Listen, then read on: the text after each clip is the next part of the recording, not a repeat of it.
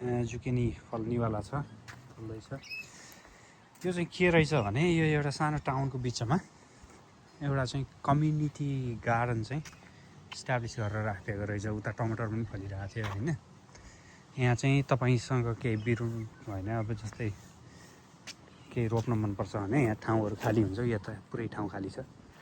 यस्तोमा आएर यसरी आफूले रोप्ने, आउने, पानी सानी हाल्ने मान्छेहरू आउँछन्, त्यसरी रोप्छन्, पानी हाल्छन्, आफ्नो प्लान्टको चाहिँ केयर गर्छन् होइन। त्यस्तो गर्ने रहेछ। यहाँ यो बेड खाली छ, यसमा युज गर्दा हुन्छ। फ्री फर एभ्री वान क्या, अब जसले जे छ जे मन र यहाँ लेमनहरू रहेछ, अरेन्ज लेमन के हो ट्याक्कै यहाँ यही होइन। यहाँ टमाटरहरू फलिरह। अब आफ्नो घरमा स्पेस छैन भने यस्तो ठाउँमा आएर चाहिँ यस्तो बनाइदिएको हुन्छ, पानी हुन्छ, सबै हुन्छ।